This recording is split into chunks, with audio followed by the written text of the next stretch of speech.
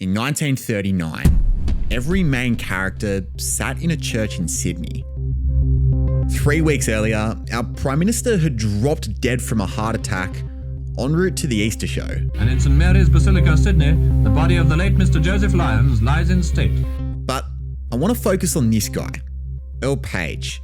He was the leader of these green dots, and they partnered with Lyons' blue dots. When Lyons died, the Blues chose a guy called Robert Menzies to be their new leader. And to put it mildly, Paige was not a fan of Menzies. In a desperate ploy to stop Menzies, Paige went to Parliament and blamed him for causing Lyons' heart attack. He then volunteered to give up his own seat to an old Prime Minister if he would come back and challenge Menzies. Neither of those plans had worked. Menzies was set to be sworn in the day after the funeral, and so Paige had to frantically work the room. He issued a final demand. If Menzies gets sworn in, we break up. It didn't work. Joe Lyons is dead, and into Australia's Parliament building at Canberra moves the new Prime Minister, Mr R.G. Menzies, on the left with his arm in a sling. Those green dots were the Country Party, and Menzies persuaded his party that the Country Party really wasn't needed. But here's the crazy thing. 28 years later, they ended up in the exact same situation. Harold Holt had died, at least allegedly, and the Country Party issued the same ultimatum, threatening to break the partnership up if they chose Billy McMahon as Holt's replacement. But this time it worked. Fast forward another 2 decades, and they demanded that one of their guys be the Prime Minister. And then get this. Fast forward another 4 decades, and they cut the Blues off entirely. And this is what's particularly crazy. They've just done this with even less seats than Earl Paige. So how did these extortionists become so OP? We will not be re-entering a coalition agreement with the Liberal Party after this election. So this was my original script, and then all of this happened. I think the dust has settled now, and what the Nationals did really is in line with their historical trajectory, and we're going to cover nearly every decade. Now, I actually bet that some of you guys are thinking, do I really need to watch this video? I mean, they just threatened to hit the nuclear button, and then the Liberals panic, and then they get back together. But as you just saw, when Paige tried that playbook in 1939, it completely failed. So it's worth asking the question, how did Paige actually get into a position where he could hit the big red button? Our wheat, our butter, our meat and other primary products are being used as deadly weapons against Hitler. So this right here is a map of Victoria's state election in 1920. These green guys belong to the Victorian Farmers Union, and for the first time in Australian history, their numbers were needed to form a government. The VFU had a Brotherhood of Farming party supporting them, like the Farmers and Settlers Association. They were all in agreement that it was in farmers' best interest to oppose any form of Labor government and to keep their wage bill down. So the VFU formed a coalition with this blue party right here. Now, to avoid any confusion, I'm just going to use the word Liberal to describe the blue party. They've had like 5 rebrands in their time as different groups have come and gone. But by 1922, all the main farming parties had merged into one party, and at a federal level, they were under the leadership of Earl Paige. Now, Paige was a smart dude. He was a surgeon who also drove a pretty hard bargain. In his first election as leader, the Country Party picked up 14 out of 75 seats. This was massive. The only way that they couldn't be in government would be for Liberal and Labor to align, and that clearly wasn't happening. But to put it bluntly, Paige wasn't all that keen on being a Liberal simp. In the years prior, the Liberal Prime Minister Billy Hughes had heaved off farmers. When the price of wool collapsed in 1921, Hughes offered no support to shearers. However, in order to make sure Australians were buying from Australian factories, Hughes increased the taxes on imports. Other countries then responded with their own tariffs, which really screwed farmers over because they lost their access to overseas markets. And this is actually a point worth remembering for the rest of the video. Tariffs were really bad for farmers because our produce was actually pretty competitive overseas. But they were really good for factories because our factories couldn't really compete with industry abroad. In other words, Paige felt that Hughes would prioritise the cities over the farms.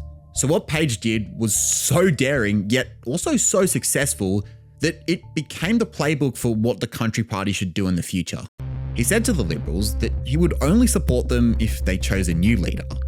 Hughes said no way, but Paige more or less said that I wasn't talking to you and pressured the other Liberals to dump their Prime Minister. The saga dragged on for months, but in 1923, the Liberals did pressure Hughes into stepping down. But Paige wasn't done there. He then demanded that the new leader, Stanley Bruce, include 5 Country Party guys in his cabinet and that he give Paige the most important responsibility, treasurer. Bruce agreed. So pretty much half of the cabinet was the Country Party, despite them not even winning 19% of the seats. I mean, Paige really should have been the one who wrote Art of the Deal. It was nuts. And so when Joey Lyons died in 1939, Paige assumed that he could reuse the same playbook. Paige's beef with Menzies also wasn't really about policy. He just thought that he was a pompous tosser and simply didn't like him. And picture this for a second.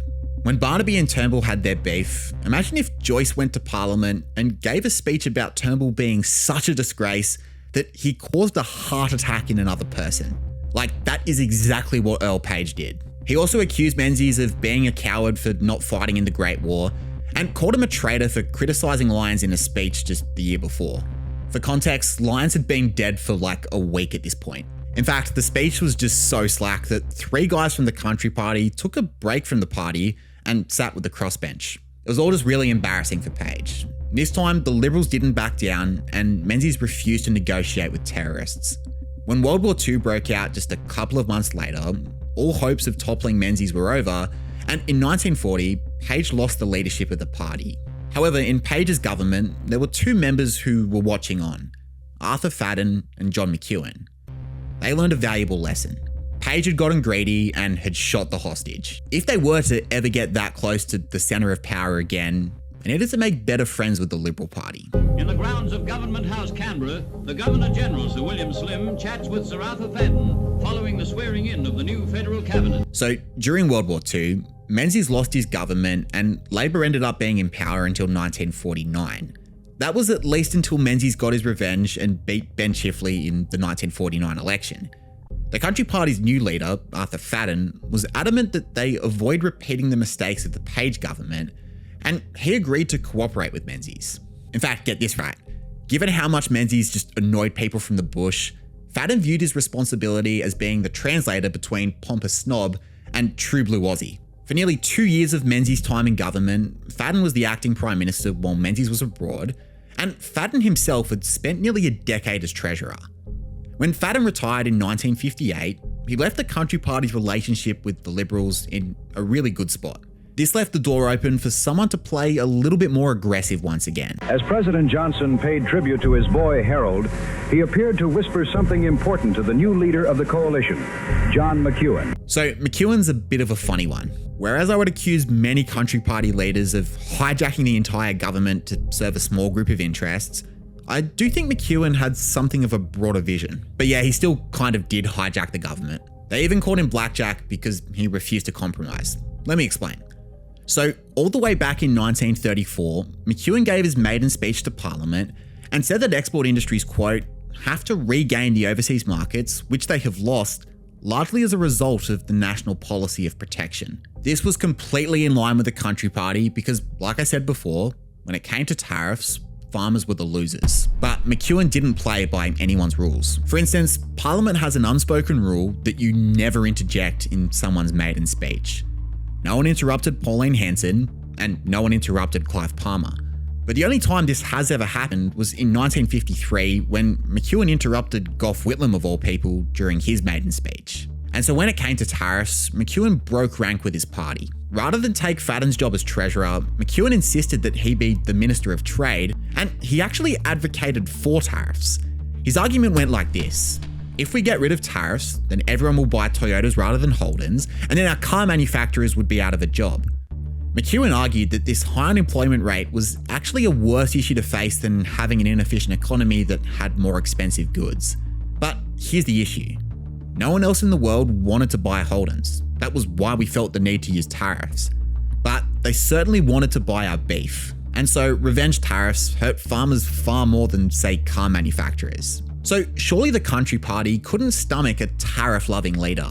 And Mchuan was aware of that. So in order to offset the loss of overseas buyers, McMahon pressured Menzies into giving subsidies to farmers. In other words, a government handout. The coalition subsidised farmers buying fertiliser and agreed to pay the minimum prices for wheat, sugar and dairy if they couldn't find a market. Now, if we were in a depression and we needed to inject money into the economy to get production going, then I would be all for it. But having the default state of your economy be high tariffs and high subsidies is not a good thing.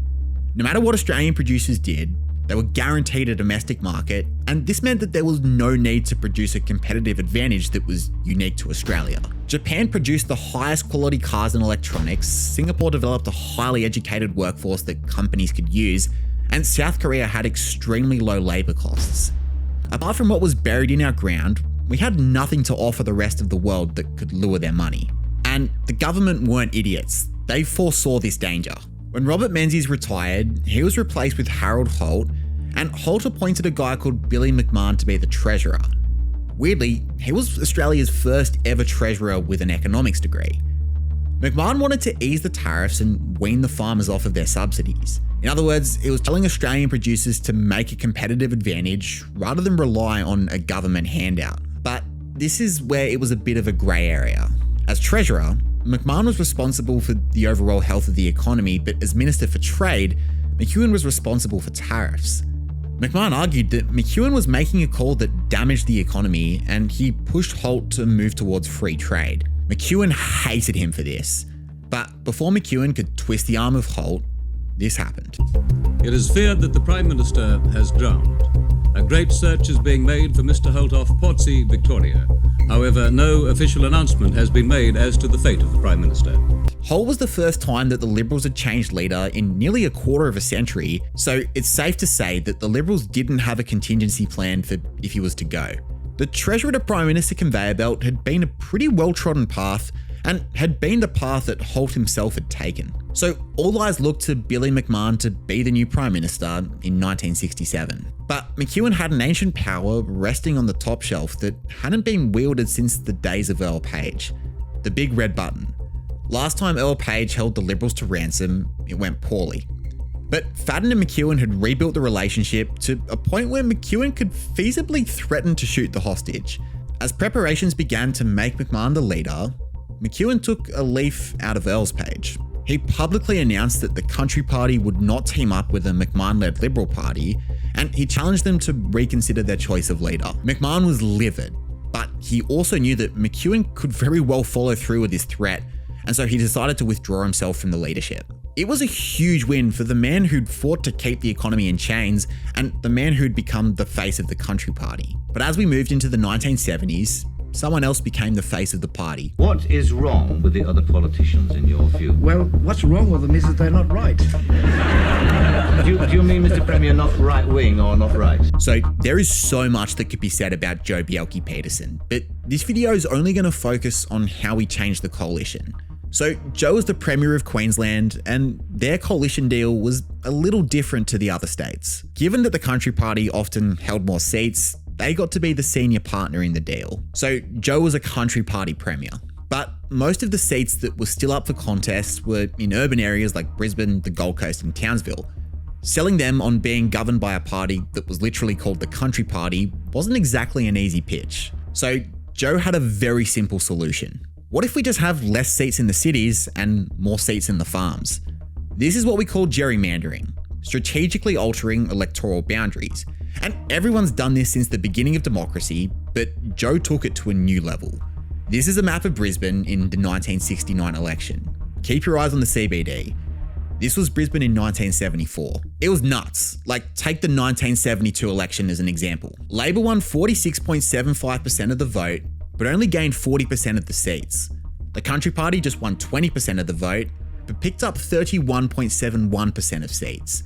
And perhaps the biggest victim of the Bjelke-Mander was actually the Liberals. Despite actually gaining more votes than the Country Party, the watering down of city votes actually meant that the Liberals picked up 5 less seats, ensuring that within the coalition, Joh still held the power.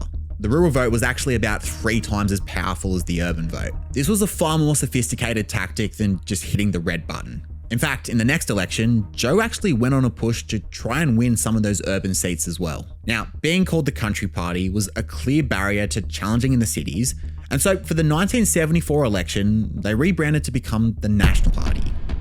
It worked a treat. This is a map of the Gold Coast in 1972, and watch how the green takes over in 1974. Joe had achieved something unthinkable. He had made the Country Party a mainstream party. Across the nation, the other wings of the Country Party saw this remarkable success and followed suit with the same rebrand. And so that's how we got the Nationals. But Joe wasn't done there. He ruled the People's Republic of Queensland for another decade and a half. In 1983, the leader of the Liberals, Terry White, basically said that the Liberals were getting cuckolded by the Nationals. Joe responded by denying him the role of Deputy Premier, and White then broke up the coalition to which Joe called an election. But the Nationals were now so OP that they fell just one seat short of forming a government by themselves. The Liberals had been relegated to just being the crossbench, so Joe channeled his inner Voldemort and said that anyone who defected to the Nationals could join his government. 2 people joined the Death Eaters. Joe even got his boy Clive Palmer to attack the Liberals. This is a lot of allegations that the Liberal Party throws about because they're desperate. But Joe still wasn't done killing the Liberals. In 1987, Bob Hawke had been in power for 4 years, and to everyone's surprise, it was his Labor government that had turned off life support to uncompetitive industries. His treasurer, Paul Keating, echoed comments that were made by Singapore's Prime Minister Lee Kuan Yew that if Australia did not reform its economy, then it would become the poor white trash of Asia. This gave Labor a new image as a responsible government, and in every state except Tasmania, the Liberals were in opposition. But remember, for 19 years, Labor had been unable to beat the Nationals in Queensland. Joe used this as leverage to make the case that he should lead the coalition's fight against Bob Hawke and that John Howard should step aside as opposition leader. The Joe for PM campaign had rapidly gained steam, and the Liberal that Howard had dethroned, Andrew Peacock, showed some warmth to the idea. This was bad. Like, John Howard was watching a coup happen before his eyes. But he still had one card up his sleeve. The reverse card. Howard went to the press announcing that this time the Liberals were breaking up with the Nationals and that they would try and form a government in their own right. Bob Hawke couldn't have been given a greater gift, and he called for an early election while Joe was literally riding the Space Mountain in Disneyland. No, I actually didn't make that bit up. Joe was caught completely unprepared, and his supporters gave a grovelling surrender to Howard right before the election. It wasn't enough to save Howard, and he got smashed. Howard would have to wait another 9 years to get a chance at properly fixing the coalition. By the way, if you're finding this story helpful in sharpening your Aussie history, make sure to follow the Mr. M History podcast. If you click follow and give it a rating, it massively boosts us on the Spotify charts. Imagine a top 10 history podcast that has Australian history and over-the-hedge references. Now, Howard had every reason to hate the Nationals. The vanity of Joe had completely undermined him in 1987. And quite incredibly, the 1996 election was such a resounding win for the Liberals that Howard had the power to freeze the Nationals out of government entirely. And a lot of bitter Liberals were very much encouraging him to do that. But I think this was a case of calmer heads prevailing. In his autobiography, Howard wrote this: "My negative experience in 1987 at the hands of the Queensland Nationals had left me more rather than less determined to preserve our partnership with the National Party." Howard extended the olive branch and allowed the Nationals' Tim Fischer to be Deputy Prime Minister. 7 out of the 35 cabinet ministers were also from the Nationals. For the Nationals, this was a much less concentrated clench on power than the original coalition deal back in 1923. Unlike Paige, McMchuan, and then Joe, Howard was insistent that neither party took their differences to the public. He also demanded that together, both parties owned every single decision. For instance, in response to Port Arthur, Howard famously hurried through laws greatly restricting the ability to own a gun. This law was doomed to be the least popular on the farms. However, Howard was publicly supported by Tim Fischer and even by the Nationals' Premier of Queensland, Bob Bawbridge. The takeaway from the parties was pretty clear. We learned our mistakes in the 80s and we have to stick together. When Fischer retired, he was replaced by a guy called John Anderson, who also felt that close cooperation was needed. The American government had long protected its sugar industry, and when Howard negotiated a free trade deal with them in 2004, Australian sugar farmers were licking their lips at getting access to 300 million sugar-loving Americans. However, Howard didn't push America to include getting rid of sugar tariffs as part of the deal. A lot of Nationals, particularly Queensland sugar farmers, were furious with the deal, but Anderson maintained his support on the condition that Howard signed off on a $444 million sugar support package. Anderson described the relationship as a triumph of trust, but when Howard was defeated, the Nationals returned to a much more transactional style of politics. There are serious cracks in the state government tonight after the National Party took a major step towards ending its coalition with the Liberals. So I'm going to fast forward to the 2020s. In the 2010s, the main beef was that Malcolm Turnbull had a spat with Barnaby Joyce over boinking, but nothing too serious came of it. And at least at the state level, the cracks that began to emerge within the coalition had to do with friendly Geordies. I mean, let's be real, when it came to these two, what stories didn't involve friendly Geordies? So during the 2019 New South Wales bushfires, Geordies famously coined the term koala killer to describe the Liberal Premier Gladys Berejiklian. This was for earlier gutting rural fire service money against the advice of fire chiefs. The name stuck, and this was obviously toxic branding for the Liberals. So Gladys then announced that she was forcing local councils to complete a koala management plan. I mean, if I'm to be cynical, it does sound like a very superficial policy to shirk the label. But what's crazier was that the Nationals leader, John Barilaro, threatened to blow up the coalition over a koala management plan. Remember, in the interest of unity, John Anderson gave John Howard the green light to let America keep sugar tariffs. Clearly, the Nationals were looking to return to the old Paige war strategy. Look, Barilaro ended up backing down, but that he would throw his weight around so quickly really showed the direction of where the Nationals were going. All the Nationals needed was for the Liberals to be in a weak enough position that they could make them bleed. Well, after losing its leader and securing just 40 seats on the 7 News count, the Liberal Party is in post-mortem mode today after an extraordinary election upset. Well, tonight's not the night that we wanted for the Liberal Party or for our coalition or indeed for our country. Just have a look at the outcome of the 2025 election. The Nationals only lost 1 seat, while the Liberals lost 14. The defeat was so comprehensive that the new Liberal leader, Susan Ley, freely admitted that every policy was up for review. One of the main takeaways was that if the Liberals were ever going to win back some of those metropolitan seats, they needed to be more like the Teals, which is actually a position I don't agree with. I'll link a video at the end. But upper-class Liberal voters had turned to the Teals because they advocated against land clearing and no new coal plants in order to combat climate change. Not only that, but despite gaining no lower house seats, the 2025 election also saw a strong swing towards One Nation out in the bush. This presented a structural problem for the Nationals because they were not only tied to a sinking ship, but the accepted wisdom was that the only way back for the Liberals would be by damaging the Nationals against One Nation. So weeks after the election, the Nationals leader David Littleproud announced that he was hitting the big red button. But this is what was crazy. Every other time in history that this had been publicly threatened, there had been clear demands. This time it wasn't even publicly threatened, and there were no clear demands. We will not be re-entering a coalition agreement with the Liberal Party after this election. But most of you watching know what came next. Just a week after this announcement, Littleproud confirmed that they were once again back in the coalition after getting concessions on nuclear energy, regional funding, rural telecom service, and powers to break up Coles and Woolies. However, as much as Susan Ley may want to change the party, she's stuck in the historic bind that no Liberal has ever been able to break. Except, unlike other Liberal leaders, Ley has so few seats left that one false move could spell the end of the party, and the Nationals do provide much needed numbers.